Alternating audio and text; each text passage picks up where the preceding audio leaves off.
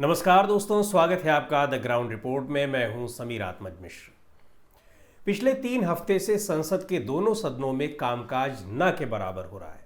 शोरगुल और फिर सदन स्थगित।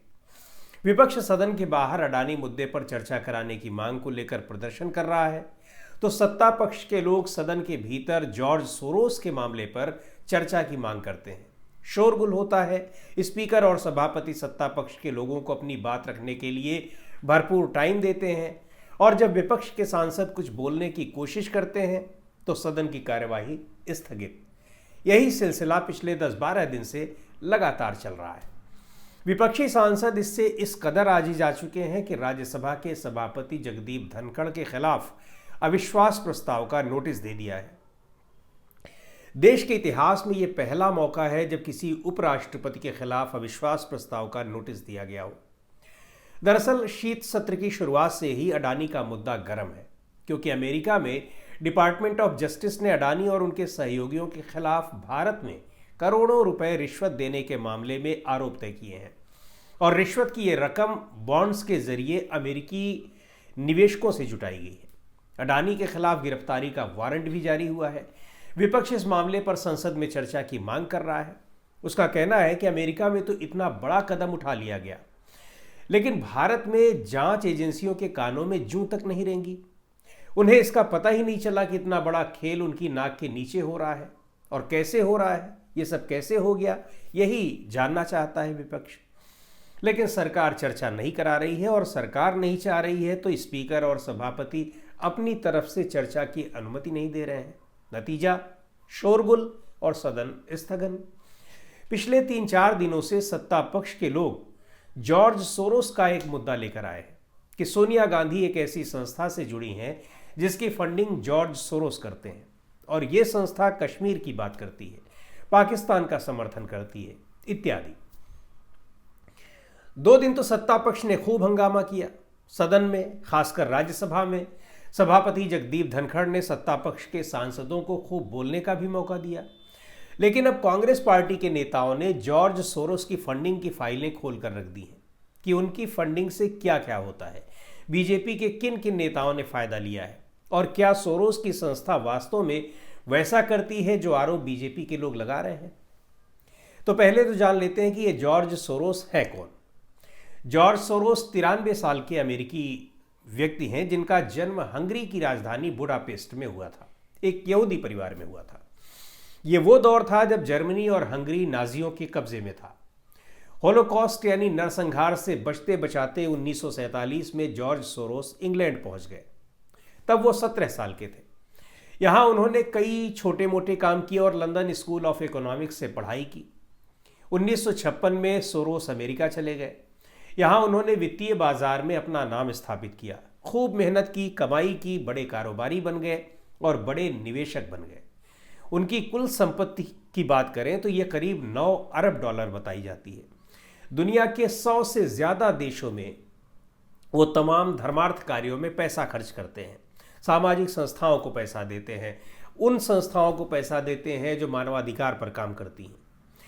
1985 के आसपास सोरोस ने जनहित के कामों में पैसा देना शुरू किया, और इसके लिए बुडापेस्ट में एक फाउंडेशन की शुरुआत की उन्होंने।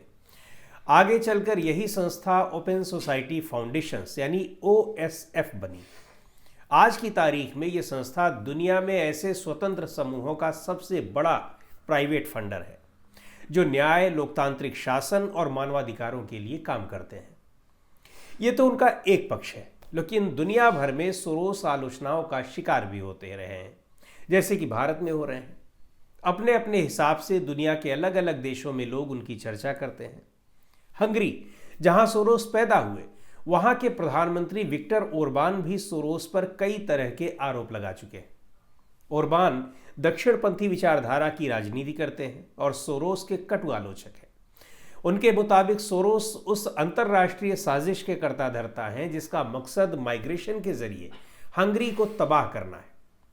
लेकिन दिलचस्प बात यह है कि 1980 और 1990 के दशक में ओरबान खुद सोरोस से फंड पा चुके हैं।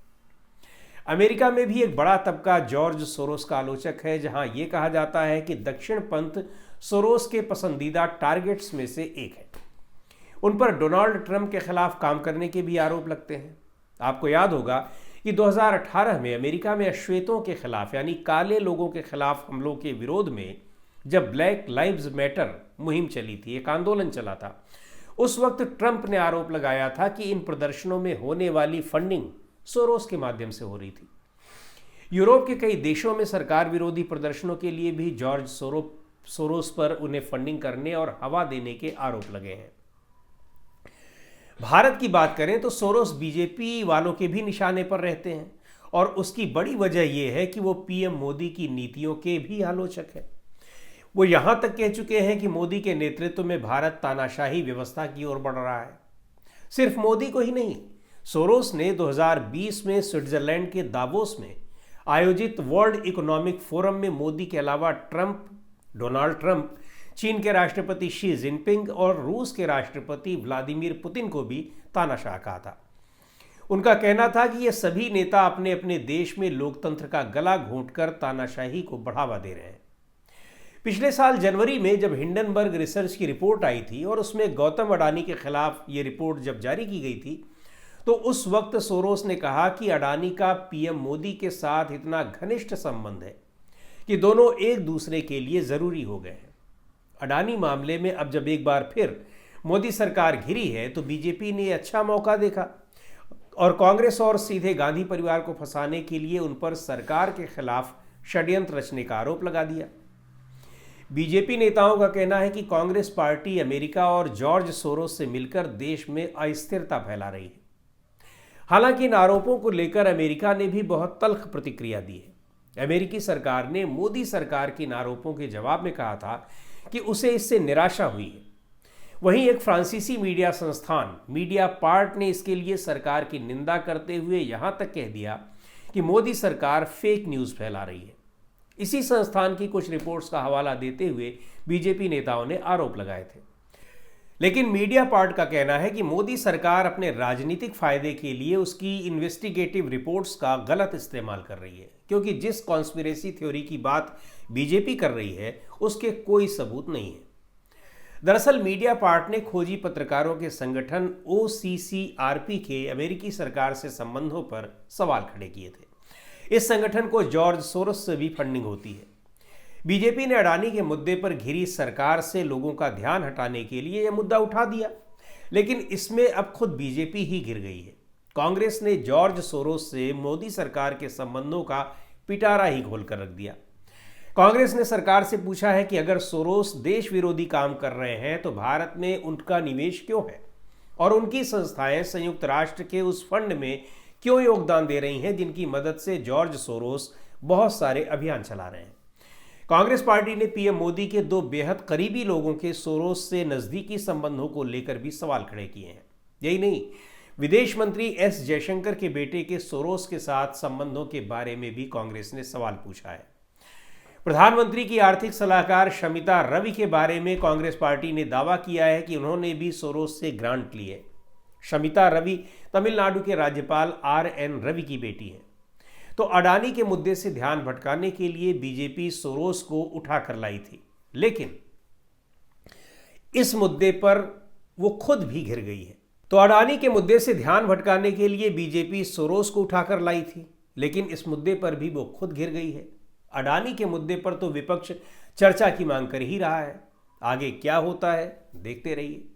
तो आज की इस वीडियो में इतना ही। अगले वीडियो में फिर मिलते हैं एक नए विषय के साथ, एक नए मुद्दे के साथ। द ग्राउंड रिपोर्ट के YouTube चैनल को आपने अब तक सब्सक्राइब न किया हो तो ज़रूर कर लें। हमारे वीडियोज़ को लाइक करें, शेयर करें और अपने सुझाव भी हमें ज़रूर भेजें।